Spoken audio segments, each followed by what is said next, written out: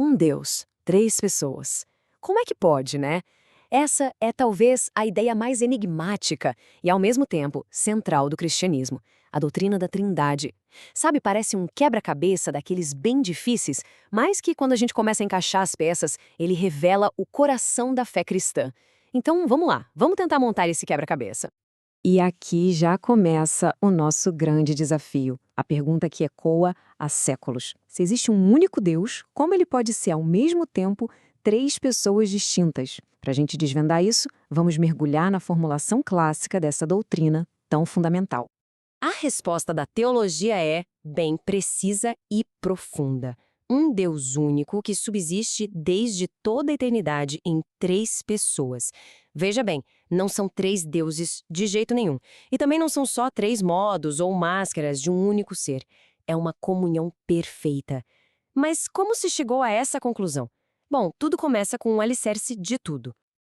Ok, aqui está a primeira e, sem dúvida, a mais importante peça do nosso quebra-cabeça. Antes mesmo de falar no número 3, a gente precisa afirmar o alicerce. Existe um e somente um Deus. O cristianismo é, na sua raiz, radicalmente monoteísta. E este versículo, que é conhecido como o Shema, é o ponto de partida que não dá para negociar. É a base de toda a teologia judaico-cristã. Essa afirmação de que Deus é absolutamente um é o que o diferencia de todos os ídolos e garante que ele é quem ele é, de forma coerente. Para descrever essa unidade, a teologia antiga usou um termo técnico grego bem importante, ousia, ou essência. Uma boa analogia para a gente entender é pensar nisso como se fosse o DNA divino. É a substância única, o conjunto de tudo aquilo que faz Deus ser Deus. E o ponto crucial é este: as três pessoas compartilham de forma completa e igual essa mesmíssima essência. Certo. Com essa base do monoteísmo bem firme, a revelação que vem no Novo Testamento, digamos que complica um pouco o cenário, mas não contradiz a unidade, e sim revela que existe uma pluralidade dentro dela. Vamos ver como isso se desenrola. Olha, o batismo de Jesus é uma cena muito reveladora. A gente tem ali três agentes divinos claramente distintos, agindo em perfeita harmonia. Temos a voz do Pai, o Filho que está sendo batizado e o Espírito que desce como uma pomba. E outros textos, como a Grande Comissão, reforçam essa distinção. A teologia não inventou um mistério do nada, ela só tentou descrever o que as Escrituras estavam revelando. E aqui entra o nosso segundo termo técnico, hipostase, que a gente traduz como pessoa. Se a úsia é o que Deus é, a hipostase é quem Deus é, em três modos distintos de existir. E importante, não são papéis temporários, mas identidades eternas e que existem em relação umas com as outras.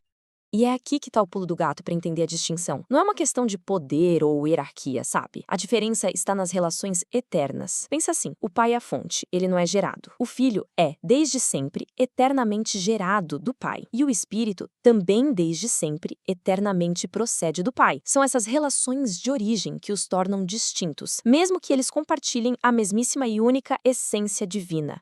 Agora, essa compreensão toda não surgiu assim da noite para o dia. Foi um processo cuidadoso, forjado no calor de muito debate teológico, à medida que a igreja primitiva precisava defender essa revelação contra interpretações que, vamos dizer, simplificavam demais as coisas. Dois eventos aqui foram cruciais. Primeiro, o Concílio de Nicéia, lá em 325, que afirmou com todas as letras que o Filho não era uma criatura, mas sim plenamente Deus. Depois veio o Concílio de Constantinopla, que estendeu essa mesma afirmação ao Espírito Santo, consolidando a fórmula da Trindade que a gente conhece hoje. Esse quadro aqui ilustra bem o equilíbrio delicado que a ortodoxia defendeu. De um lado, tinha o erro do modalismo, que basicamente dizia que Deus era um ator sozinho usando três máscaras diferentes. Do outro lado, o arianismo, que quebrava a divindade, rebaixando o filho a uma espécie de criatura. A visão ortodoxa é justamente o caminho certo entre esses dois extremos. A palavra que selou o debate em Nicéia foi homoousios, é grego para da mesma substância. Essa palavra foi a defesa crítica contra o arianismo. Ela garantiu que a divindade de Cristo e, por consequência, a eficácia da salvação que ele oferece fosse preservada. Ok, a gente já passou pela definição, pela história, mas a pergunta que não quer calar é: e daí? Por que essa doutrina, que parece tão complexa, é importante na prática? Bom, a resposta é que ela muda absolutamente tudo. A salvação não é só um ato de Deus, mas um ato perfeitamente orquestrado pela Trindade. O Pai é quem planeja, o Filho é quem executa e o Espírito é quem aplica. Cada pessoa tem um papel distinto, mas inseparável na obra da redenção. É a cooperação perfeita em ação. E aqui está o ponto mais crucial de todos. A divindade plena de Cristo é o que dá ao sacrifício dele um valor infinito, capaz de pagar a dívida do pecado da humanidade. Pensa bem, se ele fosse menos que Deus, o seu sacrifício seria limitado. A Trindade, portanto, garante que a salvação é suficiente. E as implicações vão ainda além. A comunhão que existe dentro da Trindade vira o modelo para a vida da Igreja, unidade na diversidade. E o amor abnegado, mútuo, entre o Pai, o Filho e o Espírito, se torna o grande exemplo para a ética cristã, que é baseada no serviço e na entrega de si mesmo. No fim das contas, a Trindade não é um detalhe teológico opcional, sabe? Não é uma nota de rodapé. É o princípio que organiza e dá sentido a tudo, a revelação, a salvação e a própria vida cristã. É como se fosse a planta baixa da realidade. E isso nos deixa com uma pergunta para a gente pensar. Se o próprio Deus é, em sua essência mais profunda, uma comunhão de amor relacional, o que isso diz sobre a natureza fundamental do universo e do nosso lugar nele? É uma ideia poderosa para se refletir. Agradeço por nos acompanhar nesta análise.